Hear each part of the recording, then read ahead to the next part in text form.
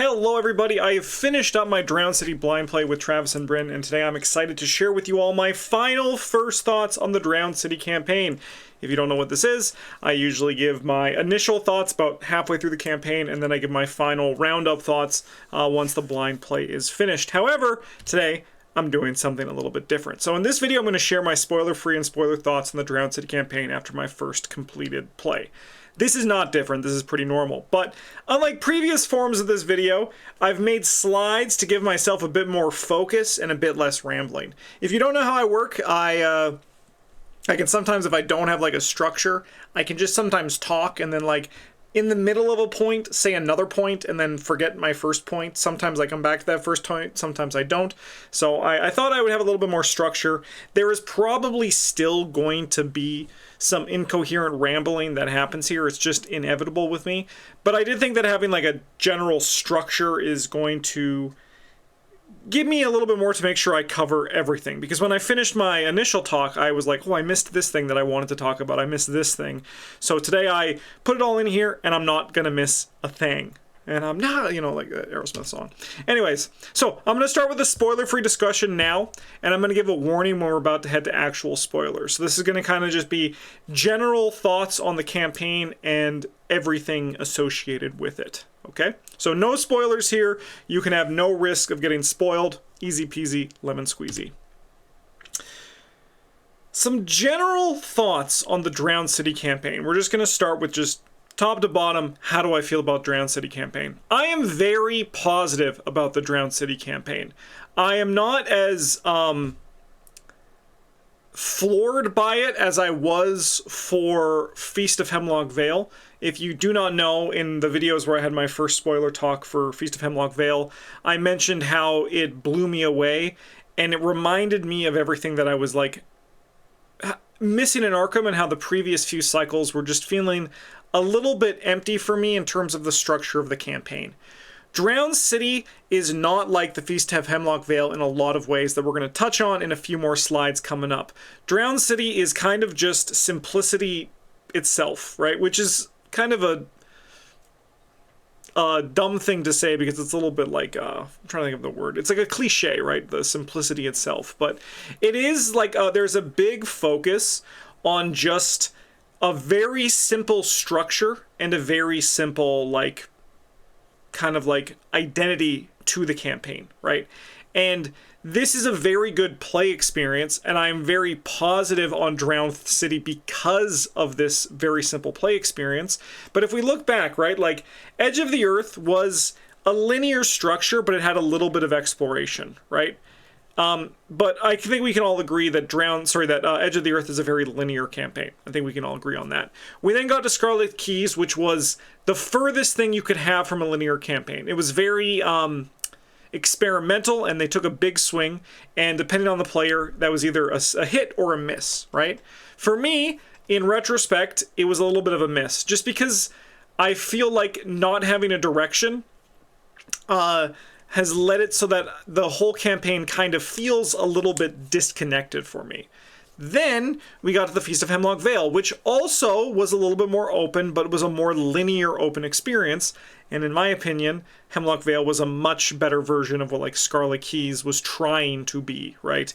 And that's not a slight at Scarlet Keys. I think there were some good things in Scarlet Keys, but it was too open for me. And Hemlock Vale was like the perfect kind of open, where with Scarlet Keys, for example, I finish a campaign and I'm like, thank God I don't ever have to play this one scenario that I don't like, right? Or don't want to like think about spending all the time to get there. With Hemlock Vale, there was very much of, I can't wait to do my next run where I try a different citizen and I try a different scenario, right? Like I add a different scenario into the mix, try them in a different order. It was very replayable because of that. But there is an actual fact for Arkham, at least for the people who have been playing as long as I have, is that campaign structure doesn't promote replayability, right? What promotes replayability is good scenarios that are open with variance in it. One of the reasons why we can agree that Edge of the Earth is a linear campaign, but feels very linear is because there's not much variance in the scenarios themselves. This is kind of also true with Dream Eaters, right? Drowned City is a very linear campaign, but it does some cool things to kind of open up that variance in the scenarios that make it, I think, very approachable and very fun, and reminds me of classic Arkham, which I'm going to also touch on later in these slides as well. But the thing that I like most about Drowned City is it's just traditional Arkham, right? Like, it was just a successful, each scenario did a successful, cool thing, but it also kept the complexity very low, and it made it so that it was just, I had a lot of fun playing, and we could spend more time playing, joking, laughing, than like overthinking or overanalyzing or wondering if we were getting this thing right or wrong.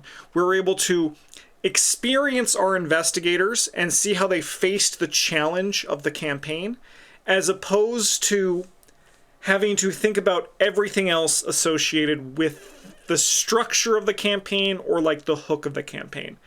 There are some people who don't like the preludes in the Feast of Hemlock Vale, right? I personally love them. I don't know why. They just like really resonate with me.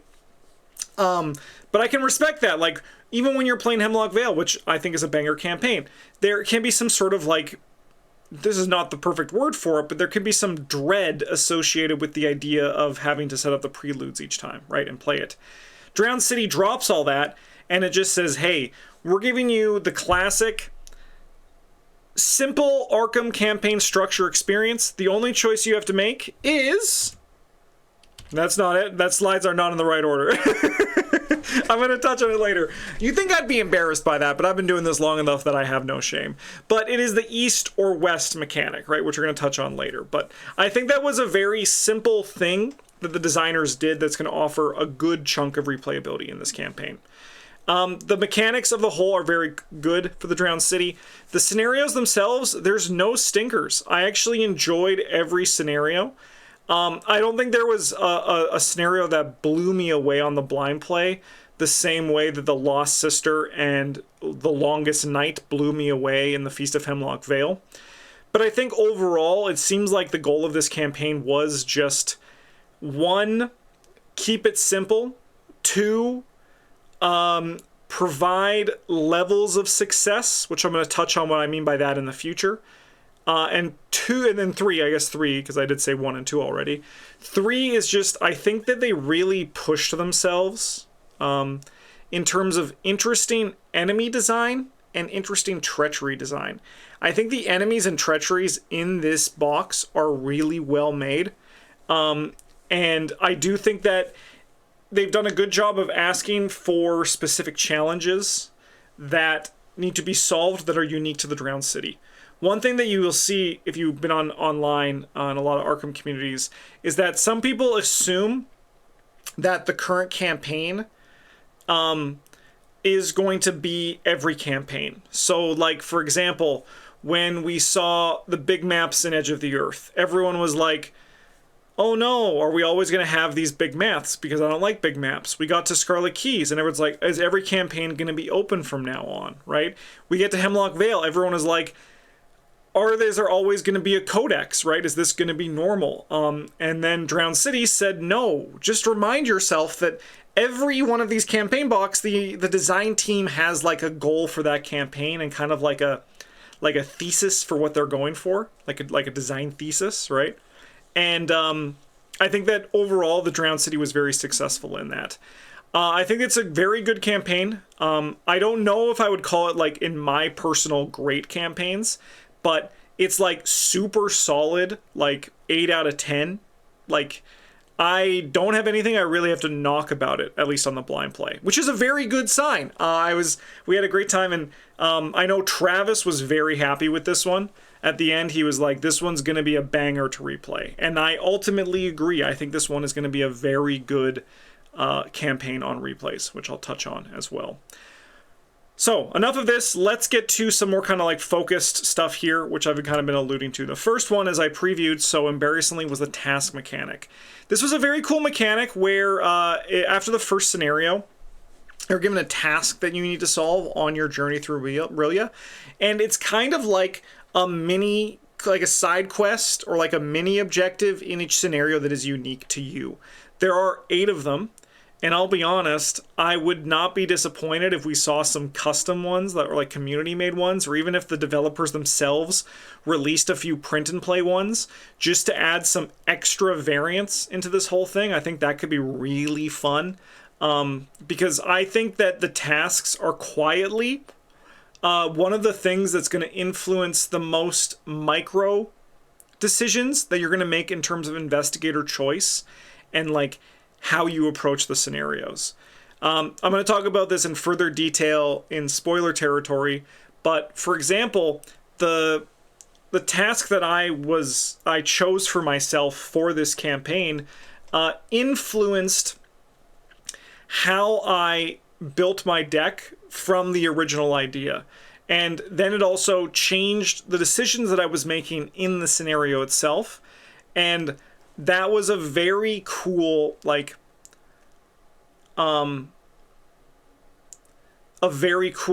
aspect of the tasks that I wasn't expecting from when I just read them in the spoiler article. They eventually complete if you do hit them, and you get like the positive side, which is really neat when that moment does happen in the campaign. I think that there's some good variance in these tasks as well, but as I mentioned earlier in this video, the things that make the campaigns replayable is not necessarily just the structure. It's the small things, right? It's the different task that you bring to a scenario in this case. It's the different locations that you can reveal in different areas.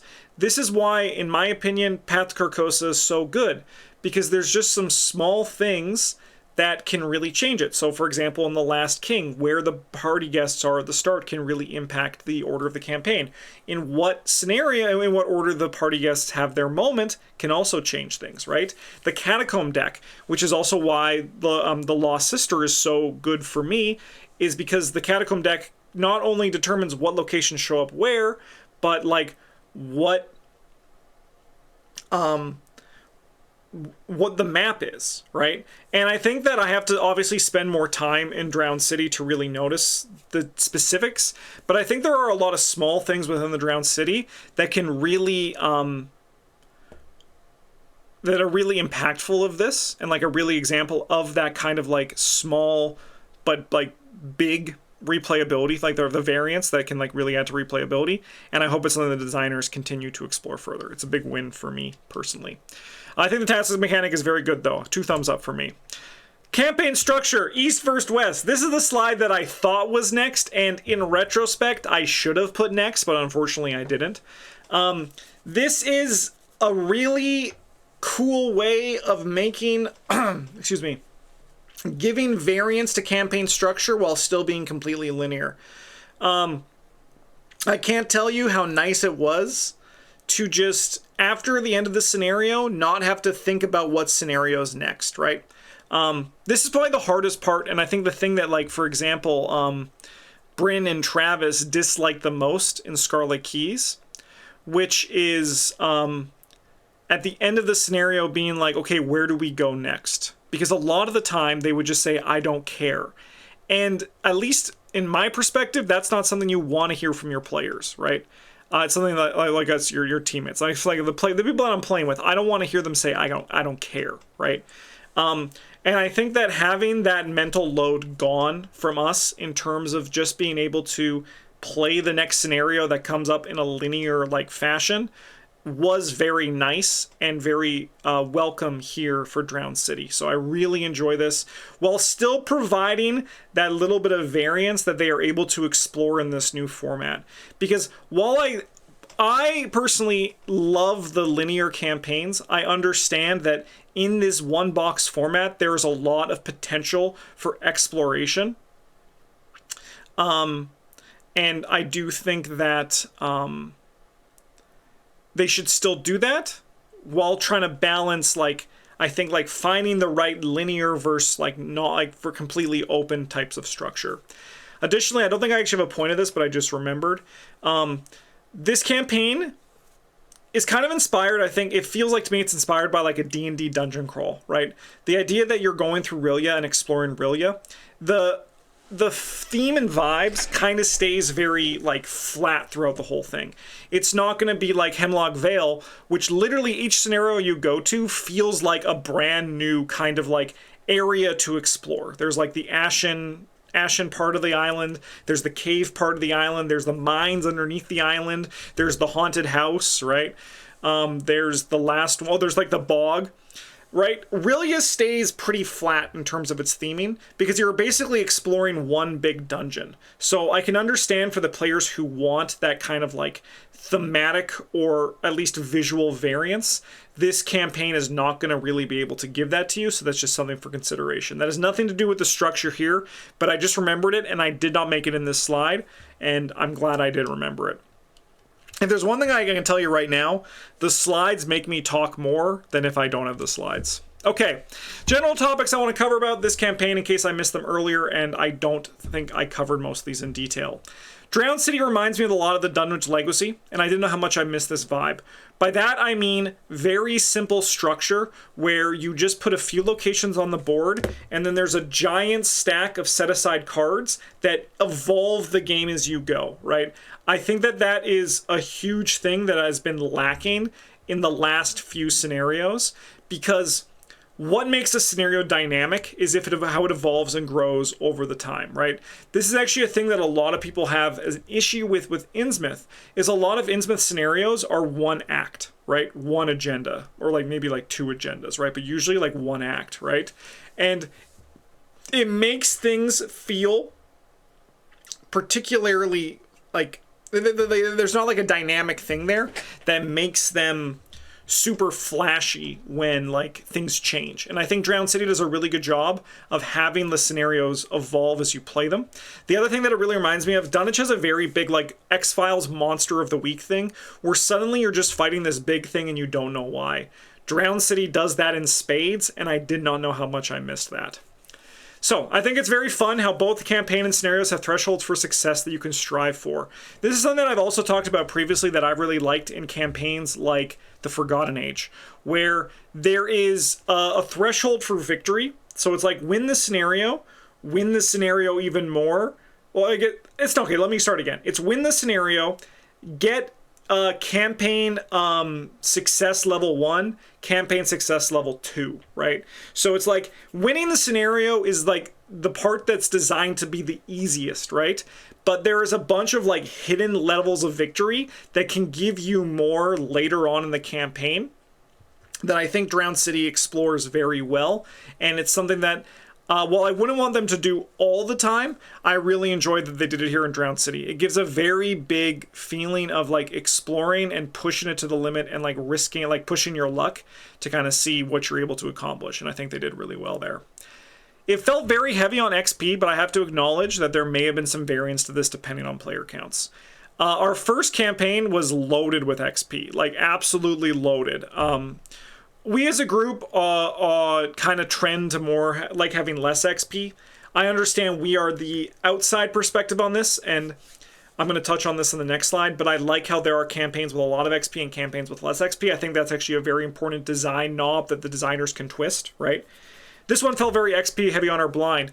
However, I'm recently started a sealed run of Drowned City with Daniel from Quick Learner, and there's been a lot less XP so far because there's, like Dunwich and Carcosa, a lot of this XP can depend on the enemies that you draw from the Mythos deck. So there is some variance there, and I think I just have to, while it felt very heavy, I have to understand that maybe that was just the case of playing with 3 players as opposed to 2 players. So something to consider, and scenario tech might be an important thing in this one. Okay. This will be a very good campaign for any challenge runs we do. It will be a nice option if you just want to play Arkham. This kind of goes back to what I was talking about earlier. And where it's just a simple campaign because the scenarios are just like, go here, be Arkham, go here, be Arkham. Like, go in by be Arkham, I mean, get clues, fight monsters. It's very simple with that regard. There's not really a scenario that like swings super high for the mechanical fences like we have seen in some of the previous ones. Like, for example, the Ridden and Rock, the minecart scenario in Hemlock Vale, Horror in High Gear, or like, I mean, even like Longest Night is a big swing from a design perspective, right? Most of these stay particularly simple, so it's just like feels very nice for Arkham. Additionally, the as I said, the treacheries and the monsters are very well designed, and they do a good job of testing you all across the board. So it's going to be a very nice campaign to bring for challenge runs, because you're going to feel both rewarded as a player and challenged as a player, which I think is really, really stellar. As I said, it might be too early to say, but I think this campaign will be very replayable in the best ways, and by that I mean the small variance that really grows over time. And finally, this last thing I want to talk about, because I've seen this dialogue a lot, and I think that this is something that, if you don't really consider this, it can be hard to kind of like see the forest for the trees, if that is the saying. There's a big importance of hitting different player metrics with each campaign expansion. So not every campaign is going to be the exact same thing, right? There are players in Hemlock Vale and Scarlet Keys, Edge of the Earth, who are like, I hate the reading. There are players in Scarlet Keys, Hemlock Vale, Edge of the Earth, even Innsmouth, I love the reading, right? There are players already in Drowned City being like, I miss the reading. There are players already in Drowned City who are like, I love how little reading there is. The design team is aware of all of this, right? And they are probably trying to hit different metrics with each campaign. Even this also carries over to scenario structure and like complexity, right? They're not going to always want to try to do the exact same thing. They're going to want to try to, in the case of this campaign, I'd wager, have a nice kind of like different classic structure from what we've seen. Like well, I said different and classic is kind of like they kind of conflict with each other, right? But like different in terms of what we've seen recently, and classic compared to what Arkham was back when like Dunwich and Carcosa came out. Like that might have been their design goal that came out here, right? But that doesn't necessarily mean that's going to be their design goal for the next one. They might try weird things. I mean, if you think about this, right? The final scenario, Fate of the Vale in Hemlock Vale, is one of the most creative and mechanically dense things they've done in a final scenario. That exact same design team has brought you one of the most simple and digestible final scenarios we've had in a very long time. This is not like a regression, or this is not them trying to make up for mistakes, right? This is them exploring the idea of what Arkham is, and also trying to hit as many different players with each box as they can.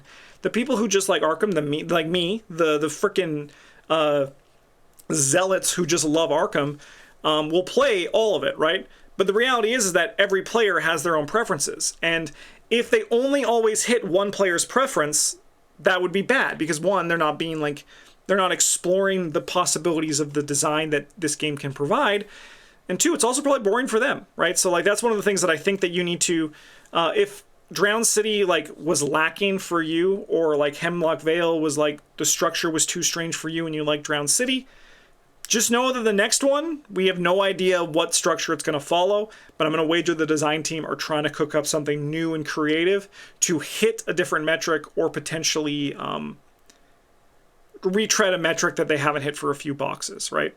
Edge of the Earth, as I said earlier, people were like, are the maps always going to be this big? There's always that one person who is like, I love big maps. I like moving, right?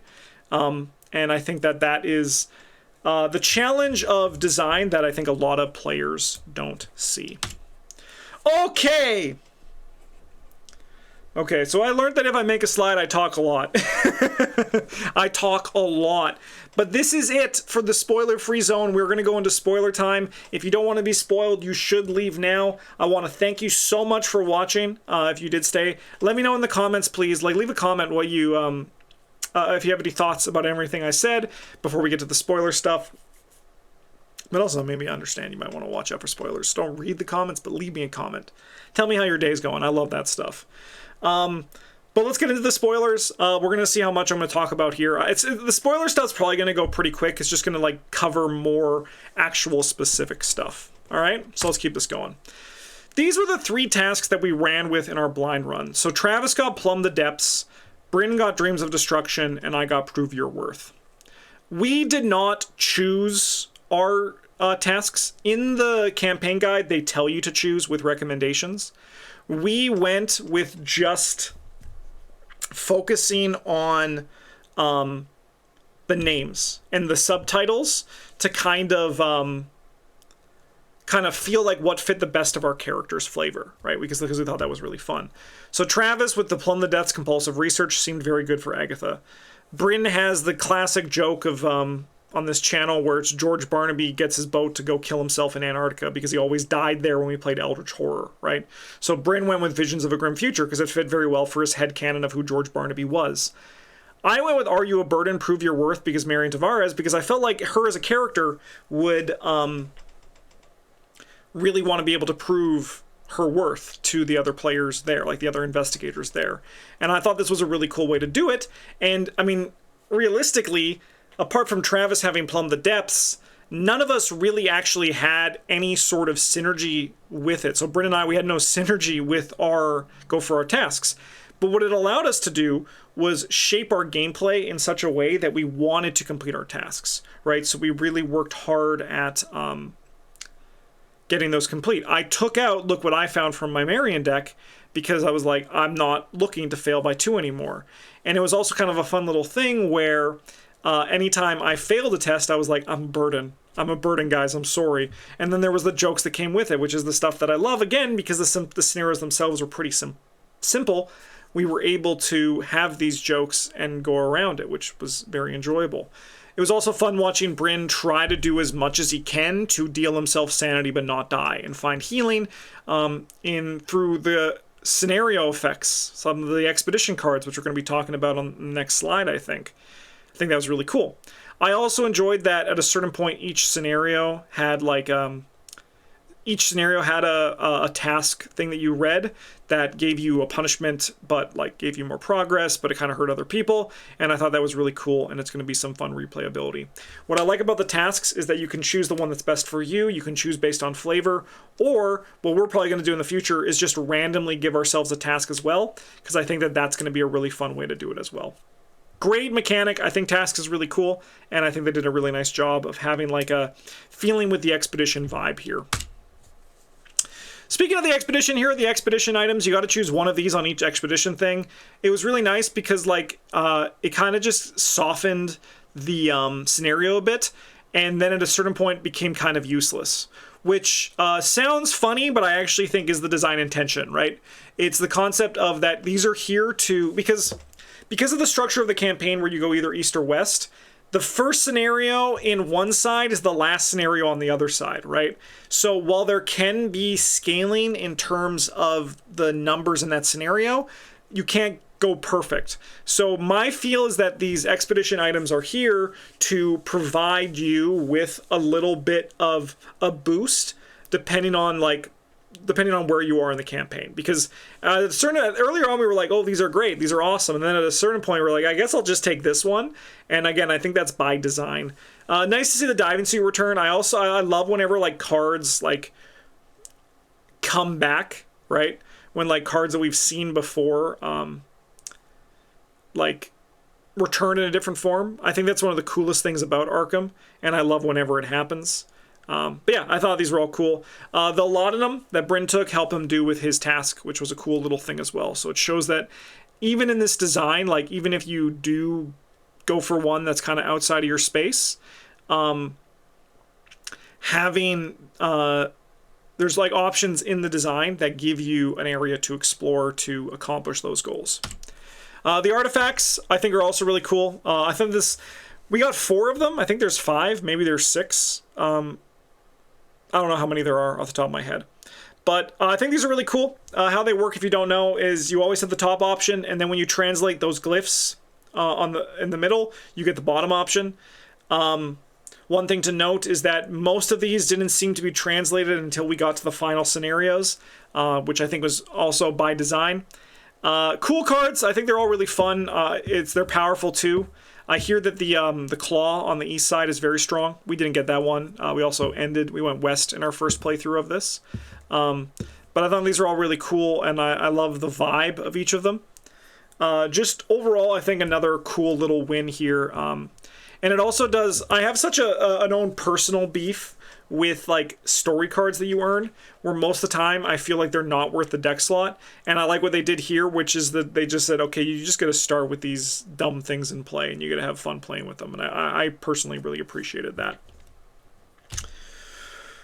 The translating glyphs and campaign mechanic. Translating glyphs was very fun. I think that this was very simple. I think that the word associated with them was really cool on the blind play. I don't know how much those are going to matter in like the previous ones if I'm just going to like do a check mark right next to it. Like this one's translated, but I do appreciate it. It's kind of like giving the keys in Innsmouth flavor. I imagine we might see the keys again in a campaign coming up. I just feel it in my bones. I think there's more to explore there. And it's been a few years since we like, it's like how like Curse came back. I could see keys coming back too. Sorry, I'm just, I got on a little tangent there. But what I really liked about these glyphs is that this gave you that push your luck metric that I talked about. Both the artifacts and the glyphs give that push your luck metric that I think adds a lot to the replayability and also like your own personal grading scale, where unlike Edge of the Earth, Scarlet Keys, and Hemlock, who you talk to between scenarios doesn't matter. It's what you do in the scenarios that matter. And that's my favorite form of like progress in Arkham and like gating success. And I really like what they did with this one in here. All right, let's talk about the scenarios briefly, quickly, and get this just kind of going here. My first thoughts on the blind scenarios. The opening scenario, One Last Job. I've played this one twice now. I played this one, Western Wall, and Drowned City twice. So just for perspective. I think this is actually a really good opening. I was kind of soft on it on my first play, but then in my second play, I really enjoyed it. So my second play, again, is with Daniel Quickler, and we're doing Sealed, so we have a much more limited collection. I think overall, Drowned City felt like an easy campaign when I was playing with Travis and Bryn. There's two reasons I think that's true. One is that Travis, Bryn, and I have been playing for a long time, like forever, since Arkham has existed. And we're very knowledgeable of our roles and how we fill those roles, how we complete those roles. 3 players is also a little bit easier than 2 players, for example. But 2, we were playing with a full collection, which at this point now, when we eventually get to that current and legacy change, there's going to be less of an impact in terms of, like, there's less of a, like you can already see there's the less of the impact in designing for the full collection. But they're trying to, like, the difficulty is going to exist more having less cards than a full collection, which I think is going to make this campaign more interesting on replays. Beyond that, I think that this was like a fun scenario. It's simple, it's in Arkham, and it gives like just some nice vibes. The criminals in Arkham it's like a fun thing. They've touched on it in a Mansions of Madness scenario, and then like a few other things we've seen them in the past. Naomi O'Banion returns with the same art, which is another thing, as I mentioned earlier, I love when that shit happens. But what this campaign built to, I think, was a really cool moment when I was really like marveled by the design, where in the final part of it, when all these goons show up on this location that you're at where you just progressed it, and there's a big oh frick moment, but then you suddenly realize, wait a minute, this is actually very well designed and it doesn't matter. And if I went the other way, it would have been harder, but I probably also would have been better able to handle this. And then again, continuing the enemy design and the treachery design, Caught in the Crossfire is an incredibly designed card. I think that this is all just like a really cool, like, sum of all its parts scenario that I think personally is one of the more successful opening scenarios we've had. Feast of Hemlock Vale doesn't really get an opening scenario because you can change which one you want, which is unique to it. But I do think that One Last Job is an absolute banger of an opening scenario, and I'm looking forward to the next time I play it, to be honest. And I think I'm going to try the aggression strategy as well. One thing I also enjoy is that there's a lot of victory enemies that are showing up now. Again, there is a lot of that metric of the success levels in the scenario to help determine how good you do, which I think is a good return to form. Don't know much about the fail forward for this one, so I'm going to try to pay attention to that, because there's something that I've said previously that fail forward became less of a thing over time. I don't know how it impacts for this one, to be honest, because we didn't really fail that much in our first one. All right. We went to the Western Wall next. The flavor on this scenario was really cool. I love the idea of going down the wall, like the stone face wall of the Rilia, to get to the bottom where it's really like just my fear of deep water really resonates with that one. And I also think that, again, the enemy design is really good. The relentless keyword turned out to be an absolute banger. I know in our Discord there were people being like, what's the point of this word? And the word is, like, the keyword's just to challenge you, and I think it's very challenging. Elder Deep One's scary. Deep One Matron is scary, right? Like, I think the enemy design is really nice. I really like the structure of the map where, like, it gets harder the further you go down, but then, like, you have to, like... You can move up and down quickly between them. I think it's a really cool scenario. Drown Quarter West. This was our second scenario, our third scenario, but our second Rillia scenario. This scenario reminded me a lot of the Water Temple in Legend of Zelda. I don't know if that was by design, but I have a good hunch that it is by design. Just because of, like, the changing the water levels, it reminded me so much of the Water Temple, right, from Ocarina of Time. I think this is a nice simple scenario that was the first big impact of the push your luck and you see the different metrics of success that you can find here. And I think it had some great enemy design in the forms of the Medusa monster that you can see below me. Additionally, this was the first appearance of the persistent constructs, which we're going to be talking about in a little bit. But what I really enjoyed about this one, as I mentioned, was the monster of the week. There is the classic axe flip into monster. And it's just a big-ass jellyfish, and it's a big stop everything and fight this moment, which just reminds me of that classic Arkham that I think Drowned City hits on really, really well. Next up, we got the Apiary, which is like the most disgusting feeling scenario we've had in a while. There's not many scenarios in Arkham that make me go, ew, you know? Like, just picturing the vibes, but crawling through these wet, fleshy, popping, mucusy tunnels really kind of just, like... twisted my organs up, you know? It made me just go, I don't like that. That doesn't make me happy. This is like Lost in Time and Space, where locations are entered over time. And this is also, Travis showed me the page from this, but this one has the biggest change, at least from what Travis said, between the east and the west, which I think is going to be really cool, and it makes me excited for when Travis, Brent, and I do our east play in the future. I love this scenario. I think if I had to point to my favorite scenario in the campaign, I think it would be the Apiary West on my blind play. It just felt very... I love the vibe. It feels gross. The Apiary Tenders, or as we call them, the chicken tendies, they were pretty, like, chill for the most part until suddenly they weren't. And I really loved the twist on the western side where you had to escort the cultists out, which was really cool. Again, I really thought the treachery and enemy design was very good here. I love this grandma who's about to have the worst fucking day of her life. Another thing that I'm very curious about, if some of you people who know more about the lore, the stowaways are very intriguing to me. Like, the vibe just disgusts me about the stowaways, and I feel like they're not supposed to be here. I don't know, but I would love to know if anyone actually knows more about that. But I did like the twist halfway through. There was the boss battle. I think this is a great scenario. I love the Apiary. Very good one. We then got to the Grand Vault, otherwise known as the moving platform one. Just when you're going to go... You're going to move your platform around on the maps. Again, very simple map structure, but there was a lot of choice as you as the player that added a lot of variance to it. I think this is also the scenario where you could kill the Inescapable forever. We're going to talk more about the Inescapable in a few slides, but I thought that was a really nice, like, capstone to his story. I think it's this scenario. Like I said, it could be wrong. It's been a while since I've played this one. But again, this just had, like, all the things I've been talking about, and also where you can kind of see, like, the dungeon crawl vibe that I mentioned earlier, right?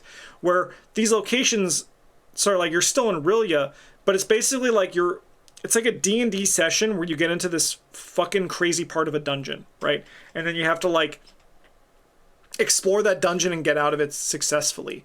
And there hasn't really been an Arkham campaign that's had that vibe. And I think if there was a campaign that would have that vibe, it makes sense for this to be Drowned City when we're just spending all of our time in Rillia. I think the enemy designs, like, both the images and the cards are also really cool. And I think there's some clever things that we played wrong in our first one that we were able to realize halfway through that made this scenario a little bit more dynamic than we originally thought. And I think that that's going to be a very cool card to see this. Cool one to see on replays. And I'm very excited again to see the East replays, to see the slight differences and also changes for like how the scenarios feel when we get there. Court of the Ancients, otherwise known as the elevator scenario. So we went from the moving platform to the moving platform horizontal to moving platform vertical. So similar kind of vibe here, but again, just like a nice traditional Arkham experience, right? There's not really too much that I'm asking for more here. It's kind of like the same kind of like notes. And again, there was nothing bad. There was nothing I hated, right? So like that was the cool part of this whole campaign, where it's just like everything felt good, and Court of the Ancients is no exception. It had that big thing where there was the big ass monster, the Colossal Tyrant. There was the creepy enemies that showed up that are actually like much bigger than they seem, than their stat line tells you. But this whole scenario was just a nice simple thing, and again it had that push your luck thing where how far are you going to go to find the artifact and translate these glyphs, which I think is a super hype part of this. We also see on these Court Keepers the scaling in terms of glyph translations to show how these guys get harder depending on if you're coming from the east or the west. Because if you're coming in from the east, I'm pretty sure this is your second scenario. If you're coming in from the west, this is like what, your fifth scenario. So there are some big changes there. Obsidian Canyons, otherwise known where things get windy. I think we can all agree, for everyone who's played this campaign fully, this is the most complex scenario that exists in this campaign. It was a little bit hard to grok at first in terms of like playing it right, but then after 2 rounds we were like, okay, we got this. And it was kind of fun to have the locations change, but I'll admit that at least in the way that we had the scenario go, there actually wasn't too much moving around. We kind of just like waited for the locations to blow into the right place and then moved into them. So we weren't really like exploring the canyons. We were just kind of like letting the canyons fall into place, and then we would move into them, right? There's a lot of game, like a lot of control you have in terms of hitting the right locations that you want to, which is really good for the push your luck thing, because again, this has the same push your luck. I know this one is very different east to west in terms of like the length of the scenario, and then like just like I think, yeah, just like how it's structured. But what this scenario does have that I wanted to shout out here was both Primeval Terror and Wings of Terror. Primeval Terror is like one of the coolest monsters you've seen in a while. The enemy design was just like really fun and cool. It's just like such a cool mental image. I love that they designed this guy to have this like you're riding him, but then like if you defeat him, you just like fall to your death and like get like physical trauma, which is really cool. And I think that like Wings of Terror is just like it's just like it's good. Like the treachery design is just so simple, and I think works so well in this campaign. It's just a banger. So before we talk about the next scenarios, I want to talk about those specific enemies. The Persistent Construct is probably one of my favorite enemy designs I've seen in a long time. They are very annoying, and you kind of need to tech against them, which is the thing that I like most in campaigns, like being able to adapt your deck and your playstyle strategy to the threats that the campaigns and scenarios provide. And I think that Persistent Construct is probably one of the most annoying enemies if you are going into a blind play we've seen in a while. And it's going to be fun to decide each campaign that I bring. If I'm the goon, am I going to manage these persistent constructs, or am I going to solve these persistent constructs? And the answer to those questions is going to change my deck makeup a lot. And I think the design is just really freaking cool. The Inescapable is a great reoccurring enemy. We have a lot of reoccurring enemies throughout Arkham's history, and I think the Inescapable is a very memorable one. Him and the Star Spawns all have like that squid synergy, because I guess this guy is technically a Star Spawn. You can see on his traits. But like when the squids get revealed, And then this guy just like starts to just like chase you down. He has Relentless. He's scary. This is a very tough, scary enemy, and determine when he shows up in a scenario can really like change if you're doing good or you're doing bad. And I think that he's very nice designed. I also like the star spawns themselves. I actually really enjoyed the return to form of having victory enemies in the deck, because again, it allows you as a player to decide, are we going to get there the hard way, or am I going to bring in some tech to try to get those enemies when I want to get them. And I think that rewards, for example, Guardians and Rogues really well, which I think is, and I guess Mystics too, right? Like, it's one of those things where the less victory there is on just Seeker get clues or Survivor get clues, because they're very good at that, the less power that, the more powerful the other classes feel. So that's why I ultimately do like there being enemies that do this thing, which I think is really, really nice. All right, the secret scenario. We did not get this one. To get this one, you need to get every glyph and every artifact. This is what I talked about earlier, about how I really like how there is, like, there's, like, different levels of success and, like, that push your luck to try to get this. Earning the secret scenario seems like it would be a tough thing to do, which makes it more exciting to try to earn. I have nothing to say about this one until we actually earn it, and I'm going to avoid any dialogue about it until we do, because I don't want to be spoiled. Hopefully we get it soon. I finally got the secret ending in the Scarlet Keys, so, well, actually, I didn't get it. Well, it's complicated. Hopefully it doesn't take as long. And finally, let's talk about the Doom of Arkham Part 1 and Part 2.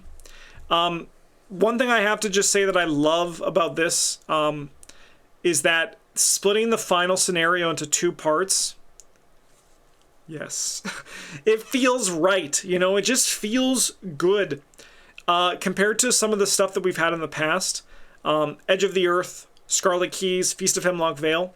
Well, actually, one of the endings of Feast of Hemlock Vales where there's no map switch is really good. But, like, if there's going to be a mechanical switch in terms of structure for what you're doing for the scenario, whether it be a map switch, whether it be a mechanic switch, whether it be a big goal switch, just have it be like 2 different scenarios. Extend it, make it bigger, like add to it, right? Like, I think that that is one of those things that I think that is ultimately the thing that I dread most about playing some of the final scenarios, that I think ultimately the final scenarios of Drowned City avoided, in my opinion. The Doom of Arkham Part 1 and Part 2 are 2 great scenarios to end this on, and you get to just, like, really feel the rewards of your whole expedition, assuming you completed your task and all that, right? We're going to talk about Cthulhu on a second thing. I think it's a very easy ending, but I think that's okay, because, again, the campaign felt easy when I was playing with a full collection.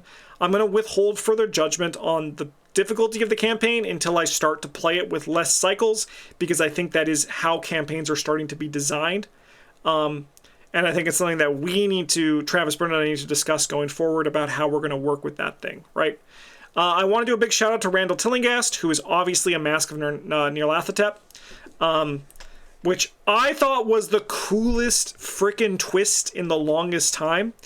And it's something that I love, and I would not mind if there's just, like, campaigns where it's just like, by the way, I'm Nyarlathotep, how's it going, everybody, right? Because I feel like Nyarlathotep is such a cool and dynamic ancient one that it would be crazy to have him only appear in Guardians of the... I mean, I think he briefly appears in Guardians of the Abyss, but also in Dream Eaters, right? So I really enjoyed him appearing as Randall Tillinghast here, and I hope that mother fricker shows up again in the future in a different form. Yeah. Great, I loved that. I liked the destroyed cities, and I think that once again, treacheries and enemies worked really well here. Cthulhu himself was a very interesting final boss, right? I think there was a lot of discourse that we've seen, at least that I've seen on our Discord, that Cthulhu is ultimately easy. You do have to do a lot of damage to this guy, and I think that ultimately he is a little bit easier to game, but I love his own little deck. It's kind of like the epic encounters from Arkham Horror 2nd Edition. I don't know if that was the inspiration for this, but I think that was like a really cool vibe that this guy brought. And ultimately, I'm actually not that upset that our first run against this guy was easy. Because to me, what made it so fun was that Cthulhu was big, he was there, he was mechanically interesting. The scenarios were split, so I was able to enjoy each individually. And he was just fun to fight. It was fun, it was thematic, and it was a very good boss fight finisher for the campaign actually happening within Arkham. I think that it was a very successful final scenario, and I think it's my personal favorite final scenario since the final scenarios of Dream Eaters, which doesn't sound like that long when you kind of just like count by boxes, but when you count by years, it's a long time. I think that the designers did a very good job with this Cthulhu fight, and I really enjoyed playing him on the blind play. We're going to touch on it and see how it is after a year, when I probably played the campaign like 2 or 3 more times. But overall, I thought Big Daddy Cthulhu was very well implemented, and honestly, with the current and legacy format, I wouldn't be upset if they revisited Cthulhu again one day. Honestly, I think they should revisit things, because unlike like Marvel Champions, where there's a lot of villains, but even then they might want to revisit villains there, right? I think that there's just like a lot of design space to explore revisiting Cthulhu, revisiting Hastur, even revisiting Yog-Sothoth. It's been years since we've talked to that guy, right? So it's just one of those things that I hope happens one day. But ultimately, I mean, I do hope that this game has a long life left to go. I feel like there's design space. There's still so much design taste to explore, and I think the designers are proving that they got a lot of great ideas left in them. Closing thoughts? Good campaign. Very good campaign. I would probably put it... I don't even know where I'd put it yet. I just think that overall, Drowned City is a very strong campaign, and it was a very, very fun blind play. And I am excited to play it again. I'm already currently replaying it, but I'm excited to do the East Side with Travis and Bryn. I'm probably in a month or so. We're probably going to start playing it again. But overall, we all had lots of fun. And at the end, Travis said, I can't wait to replay it. And I echoed that sentiment. I'm very excited to replay this one. It was a very good blind play, very fun blind play, and it just reminded me a lot of the reasons of why I love Arkham in a way that was different than the ways that Feast of Hemlock Vale reminded me why I love Arkham. So, yeah. Thanks for watching, everybody. I hope you enjoyed this. The other closing thought was that I realized if you give me a slideshow, I'm going to talk a lot more. So if you enjoyed this slideshow format as opposed to just my generic ramblings, let me know in the comments, because I think the video felt better, but I would love to hear from you guys if the video felt better. Finally, let me know if you enjoyed the Feast of Hemlock Vale. You can let me know that too. But let me know if you enjoyed Drowned City, and do me a favor, try to keep it as spoiler-free as possible for those people who are trying to like read the comments that aren't really like doing the spoilers yet. So thanks for watching, everybody. Have a good one, and as always, GG's.